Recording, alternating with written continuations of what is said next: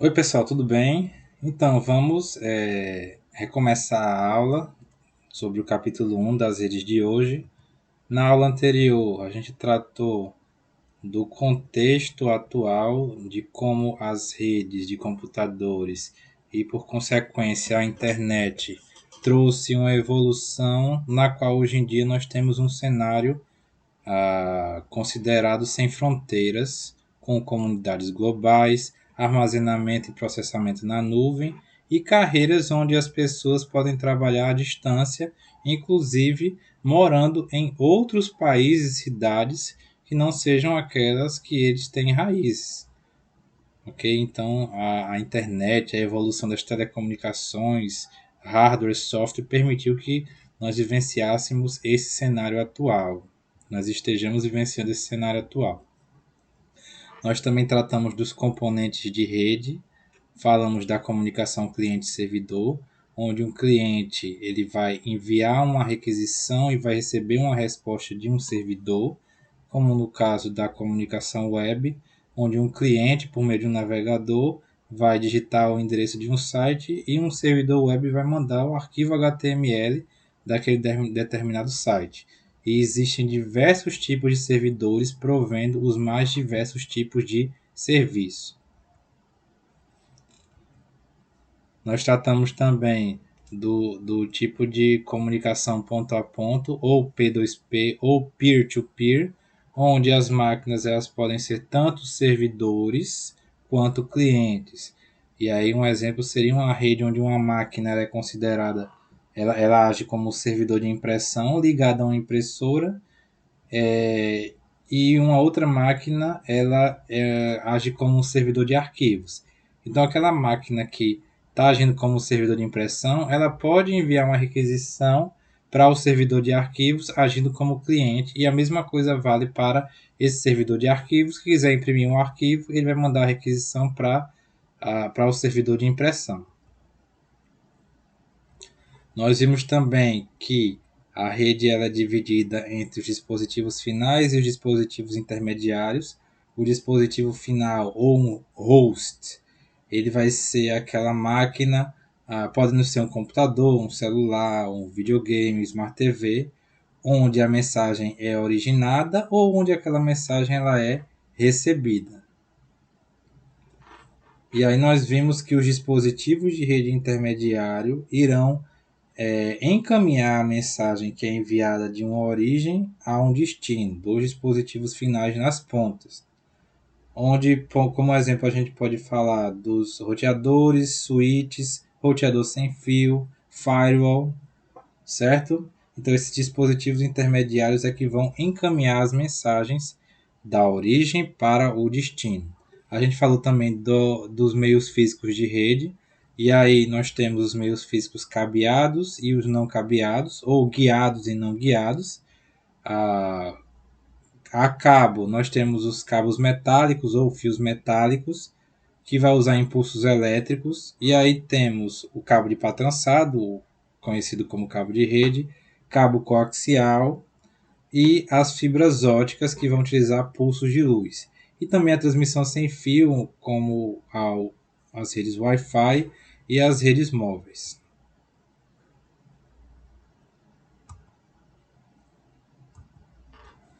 Falamos também das representações das topologias de rede, onde tem-se a topologia física, que vai ilustrar a localização física dos dispositivos naquela rede. Então, essa topologia ela pode ser observada visualmente em uma visita em loco. E os diagramas de topologia lógica, que vão ilustrar toda a parte lógica da rede, endereçamento IP, a ligação dos dispositivos por meio das suas interfaces, que nem sempre estão aparentes, a forma como os dados são trocados, e isso tudo independente da sua disposição física. Bom, com relação aos tipos de redes, e aí tem uma classificação aqui que vai tratar das redes domésticas, que se confunde com essa rede do tipo home office, onde dentro da residência do usuário tem alguns computadores que vão ter acesso à internet. E aí existe essa particularidade ah, de uma mudança de cenário em relação ao que existia alguns anos atrás. Alguns anos atrás, as residências tinham desktops que eram conectados por meio de um cabo, seja ele via conexão ADSL. E atualmente esses cabos eles são ligados a uma unidade ótica a, que tem uma entrada para LAN na sua parte de trás, ligando sendo interligado via fibra ótica aos postes e levando até a concessionária de telecomunicações ou o provedor que vai distribuir a conexão, certo? Ele é ligado a uma unidade chamada ONU, e aí na parte de trás tem uma entrada para a rede local. Antigamente não era tão popular a rede de fibra ótica. Esse é o cenário que a gente tem mais atualmente. Mas voltando ao que eu estava falando, o que existia antigamente eram alguns desktops, notebooks, e hoje em dia o que tem mais é notebook, mas principalmente smartphone, smart TV e videogames. A gente pode também falar das redes médias e grandes e as redes mundiais. E aí, dentro desse conceito, nós vamos tratar das redes LANs e WANs. E vejam bem, esse material da Cisco ele foca nas redes LANs e WANs, mas também existem as outras classificações, como as redes do tipo MAN, e rede do tipo CAN e rede do tipo PAN. Então, olha só, essa infraestrutura da rede com relação ao seu escopo vai variar em termos de área de cobertura, número de usuários conectados, os tipos de serviço e a gestão de tecnologia da informação. Antigamente existia uma classificação das redes de computadores onde falava-se muito da distância. Então a LAN ela tinha até 100 metros. E aí essa classificação hoje em dia ela está um pouco datada, ok? O que é que vai definir uma LAN? Uma LAN, pessoal, ela vai utilizar uma infraestrutura de rede cujos equipamentos e meios físicos são próprios daquela organização. Existem limites bem definidos.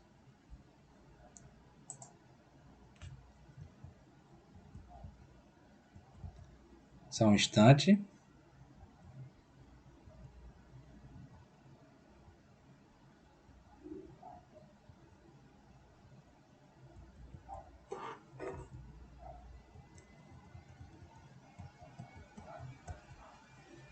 Existem limites bem definidos e aquela rede ela vai estar sob a gestão de um único domínio administrativo. O único setor de TI vai ter responsabilidade sobre aquela rede local, certo? Existe uma evolução da LAN, que seria as redes do tipo CAN, que é uma rede tipo campus, que ela vai interligar edifícios diferentes com a área um pouco maior. E aí outra diferença é que existem domínios administrativos distintos. Então, por exemplo, um campus universitário, que ele vai tratar de diversos departamentos e vão existir setores de TI que vão cuidar de setores distintos dentro desse campus. Então, tem lá o setor da ciências humanas, aí vai ter o setor das ciências exatas da natureza, com um setor de TI, pode ter um setor organizado, mas setores de TI específicos para tratar das demandas desses departamentos, certo? Uma evolução, evolução eu falo em termos de tamanho da rede dentro do contexto que a gente está tratando. Seriam as redes MAN, que são as redes metropolitanas, que elas vão interligar bairros e cidades pequenas. E aí a diferença para as redes do tipo LAN e CAN é que toda a infraestrutura ela é de cabeamento, de postes, ela é provida por uma concessionária ou provedor de telecomunicações. Então, os usuários vão assinar aquele serviço e a transmissão de dados entre LANs ela vai ocorrer na MAN. Ok? Então, a gente tem também a WAN, que são redes de longa distância, que vão interligar diferentes cidades, estados ou mesmo países por meio dos backbones. Deixa eu só colocar aqui na parte dos backbones.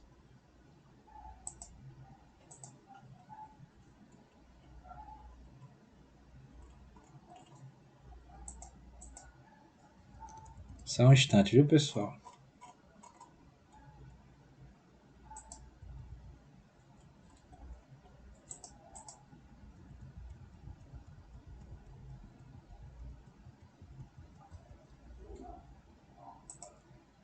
Aqui. Então aqui a gente tem um mapa do backbone do Brasil. E aí o backbone eu falo backbone de diversas concessionárias. A própria RNP, que é a Rede Nacional de Pesquisa, que interliga institutos federais e universidades ao longo do Brasil todo. Mais o backbone da Embratel, o backbone da Vivo, o backbone da BrisaNet, que vai interligar o Brasil como um todo. E aí do lado direito o backbone intercontinental, rede de backbones intercontinental por meio de cabos submarinos interligando diferentes continentes.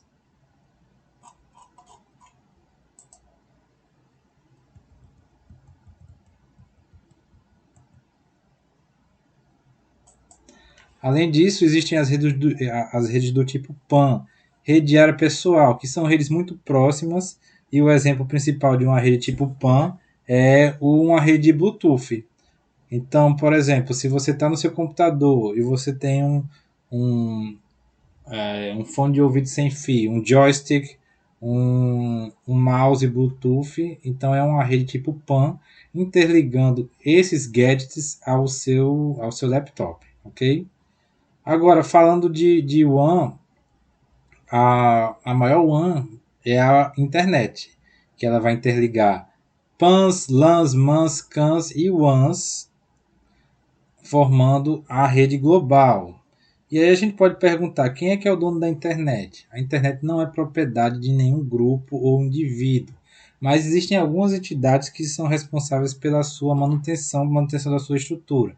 Então, esse primeiro aí, o IETF, Internet Engineering Task Force, que é uma organização que é responsável por padrões técnicos e protocolos que são muito utilizados, como o próprio HTTP, o TCP/IP, o DNS, o ICANN, que é chamado Internet Corporation for Assigned Numbers and Numbers, Assigned Names and Numbers, perdão, que ela é responsável pela coordenação e também administração de alguns identificadores que são utilizados, como os nomes de domínio e os endereços IP, certo? E a IAB também, Internet Architecture Board. Então, são entidades que são responsáveis por organizar e manter a estrutura da internet. E aí a gente pode tratar também de intranet e extranet no contexto da internet. Intranet seria um conjunto de LANs ou mesmo WANs internas de uma organização, onde os funcionários daquela organização têm acesso àquela parte ali da empresa. Então, por exemplo, eu dei o exemplo do McDonald's. Então, a intranet do McDonald's vai ter toda a sua rede dos funcionários, e aí existe a extranet, que é uma rede externa à intranet, que não faz parte necessariamente daquela empresa. Então, ela vai ser constituída por provedores de serviço, colaboradores. Então, a gente pode exemplificar que a intranet do McDonald's vai constar os departamentos, funcionários, a diretoria, etc. A extranet pode ser as empresas que vão fornecer o pão, o trigo, a carne, a parte de vegetais, que vão ter acesso direto à intranet, a alguns setores, e a internet seria o seu público consumidor, como por exemplo alguém que está pedindo pelo iFood para ela, ok? Então, nesse contexto de intranet e extranet, é interessante que as empresas, isso é uma prática muito comum, elas usem um link dedicado, que seria que é um serviço que é oferecido pelos provedores, onde um link exclusivo ele é oferecido para as empresas com um valor a mais, certo? Mas que ele tem alguns serviços extras e também provém uma maior estabilidade, além de maior largura de banda do que aqueles com os assinantes compartilhados. E tratando das tecnologias para acessar a internet, hoje em dia o que está sendo mais popular é o acesso por meio de fibra ótica, por meio das redes chamadas PON, que são as redes óticas passivas. Por que passivas? Porque só existem equipamentos ativos, que são aqueles equipamentos que precisam de alimentação da rede elétrica na concessionária e na casa do usuário final. Toda a infraestrutura de rede da casa do usuário até a concessionária, ela não tem alimentação, certo? Então ele vai passar por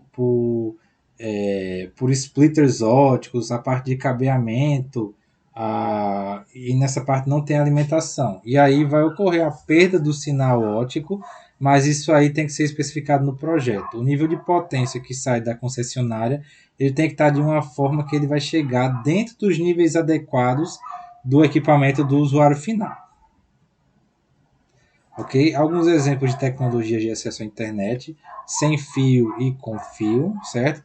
Algumas que já estão datadas aí, como o acesso via modem ou ISDN, o ADSL ou XDSL, onde o ADSL é uma categoria, é o acesso por meio de cabo de fio telefônico.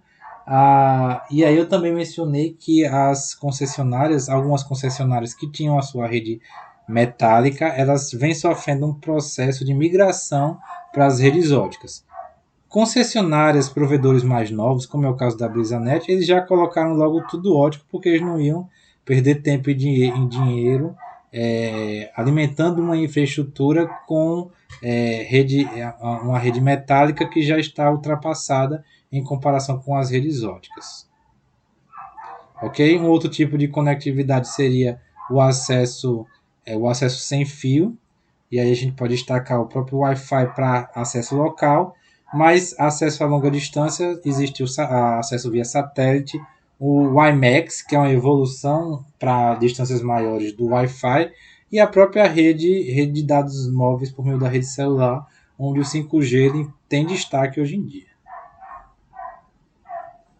Certo? E como eu falei para vocês, o link dedicado ele vai permitir que haja para o cliente, no caso geralmente é a empresa, vai prover uma maior largura de banda, uma conexão dedicada, ou seja, ele não vai dividir aquele cabo com os usuários padrão, maior estabilidade, certo? E serviços gerenciados. Então ele pode ter um serviço de QoS ali com prioridade para alguns tipos de pacotes na conexão a longa distância, que não é oferecido esse serviço para os usuários tradicionais, aquele usuário comum, ok? Um outro conceito que é interessante, pessoal, seria o das redes convergentes, onde uma organização ela pode se conectar dentro de um mesmo meio físico diversos serviços distintos.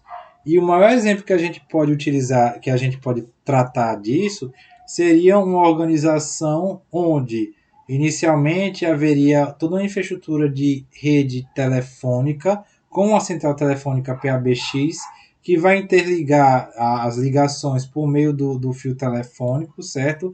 E a rede de dados usando outra infraestrutura, e ocorreu a integração das chamadas telefônicas por meio do VoIP, ou mesmo ligação por meio da rede de dados daquele local, da rede cabeada daquele local, seja via Wi-Fi, seja conexão cabeada com um computador desktop ou notebook.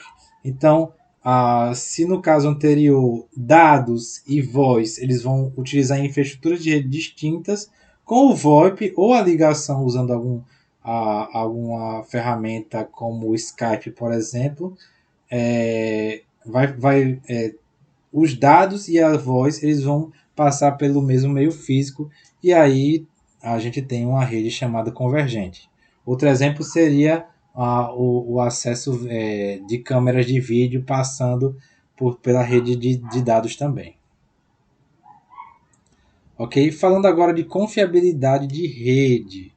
Bom, quando a gente trata de confiabilidade de uma rede confiável, existem 4 características básicas que elas devem ser atendidas para buscar atender as expectativas do usuário também.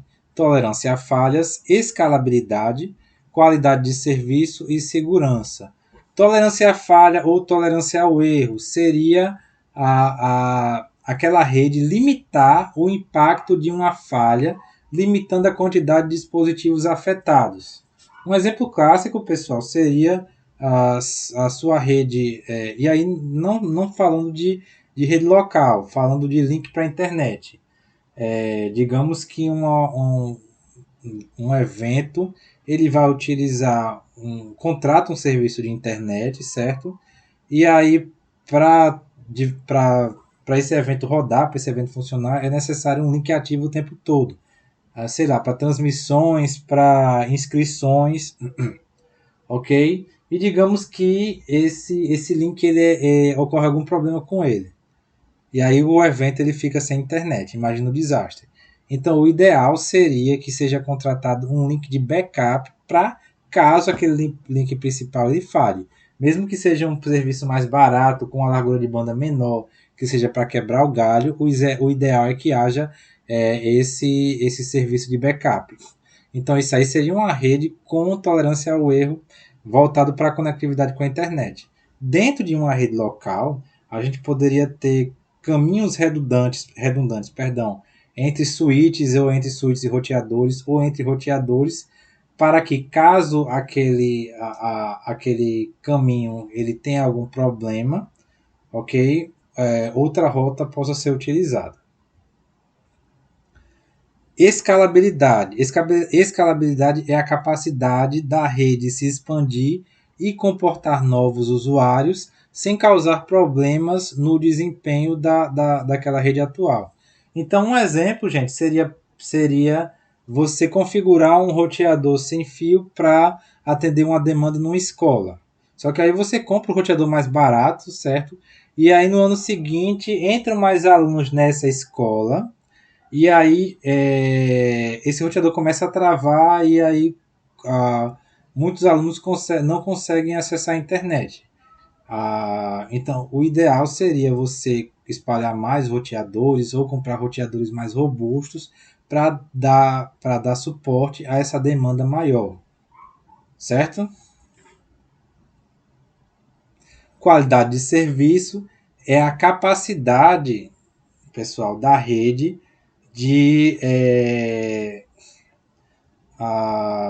de dar prioridade a determinados tipos de serviço.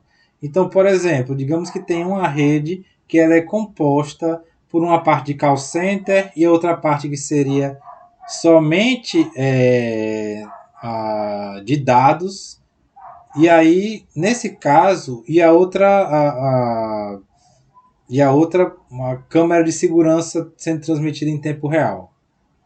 Certo? Então, os dados teriam prioridade, a imagem das câmeras teria prioridade também. Por quê? Porque se houver uma latência na transmissão de voz, aquela pessoa que está falando, a transmissão não vai rolar. A outra pessoa não vai conseguir entender a voz de quem está falando e está com a transmissão prejudicada. Se ocorrer uma latência na transmissão de dados, pode causar uma certa dor de cabeça, mas não vai prejudicar tanto o serviço como no outro caso. A mesma forma da transmissão das câmeras de segurança, ok? Então, o QoS é a capacidade de priorizar o tráfego com um determinado tipo de pacote. Então, além disso, é possível fazer o controle de largura de banda, você gerenciar a largura de banda, provendo uma maior largura de banda para diferentes tipos de setores que vão ter uma prioridade maior. Outro tipo Outro parâmetro que vai trazer confiabilidade à rede seria a segurança.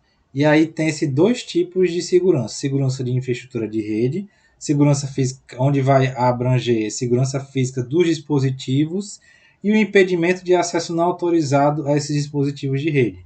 E aí a gente tratou na aula, pessoal, de uma política de segurança de uma empresa para aqueles funcionários que são demitidos. Então, por exemplo, se você demitir um funcionário no início do expediente dele e permitir que ele volte a ter acesso à máquina, ele pode, com raiva, fazer um estrago lá na parte de configuração da rede, desconfigurar equipamentos ou mesmo danificar o equipamento, ok? Então, mesmo que seja cruel, o ideal é que aquele funcionário que seja demitido ele não tenha mais acesso à sua máquina. E se tiver acesso, é acesso monitorado. Infelizmente, eu sei que é cruel. E a outra parte é a segurança da informação, que seria a proteção da informação dos dados transmitidos pela rede. Então, se são dados sensíveis, importantes, mesmo que seja dentro da rede local, é importante que haja algum mecanismo de proteção, encriptar esses dados, etc. E aí as três metas de segurança de rede são a confidencialidade, onde somente os destinatários desejados podem ler aqueles dados. E aí entra também a questão da política dos usuários da empresa, a questão dos acessos, o tipo de conta, certo? Integridade, que é a garantia que aqueles dados não vão ser alterados durante a transmissão, e disponibilidade, que é a garantia que os usuários autorizados terão acesso pontual e confiável aos dados e sempre que eles desejarem. Com relação às tendências de rede, existem algumas tendências no campo da tecnologia de informação, algumas que a gente já vem vivenciando há algum tempo, certo? E são elas: o BYOD, Bring Your Own Device, a colaboração online, comunicação por vídeo e computação em nuvem, que ficaram muito em voga, principalmente durante a pandemia.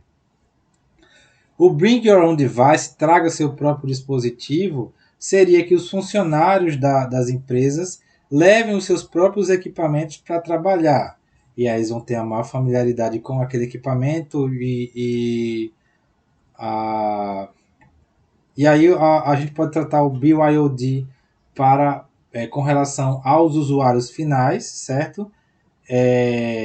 Onde a mobilidade permite que eles, com a conexão à internet, eles possam fazer uma transmissão de streaming, eles possam trabalhar em um determinado lugar, permitindo que eles tenham acesso em qualquer lugar, seja por rede Wi-Fi, seja por redes móveis. E aí, no contexto dos trabalhadores, de levar o equipamento para a empresa, ok? Cuidado para não confundir com precarização do trabalho, que aí às vezes pode acontecer do patrão não querer gastar com o equipamento e fazer com que o usuário ele leve o equipamento de casa, certo? O ideal seria que a empresa desse liberdade para o usuário trabalhar com o seu equipamento, mas caso ele não queira, a empresa deve prover equipamento para ele trabalhar lá no local de trabalho. Outra tendência é a computação em nuvem, onde aplicações rodando na nuvem, servidores, serviços rodando na nuvem podem ser acessados remotamente. Um exemplo principal seria a Alexa, onde a Alexa nada mais é do que uma caixa de som. Ok? Então você manda uma mensagem de voz, a Alexa envia pela rede, ela é processada na nuvem lá da Amazon, e aí vocês podem ver aí do lado direito a imagem de um datacenter da Amazon Web Service. E aí essa informação é processada, é enviada de volta e ela é convertida em voz pela caixa de som. Certo? Então a computação em nuvem ela é possível devido aos data centers. E aí existem 4 tipos de nuvem: nuvens públicas, nuvens particulares, nuvens híbridas e as nuvens personalizadas. As nuvens públicas, pessoal, elas são aquelas que pública, mesmo a gente tendo a classificação como pública, ela é paga, tem as versões pagas também, como o próprio Google Drive, como o próprio Dropbox, os serviços da Amazon também de nuvem. Nuvens particulares, que são destinadas a organizações, onde, dependendo do contrato, eles podem prover os equipamentos até na própria organização, e o processamento ele ser local e na nuvem, onde aí a gente tem uma nuvem chamada híbrida, e as nuvens personalizadas elas vão atender uma necessidade de um setor específico com equipamentos específicos.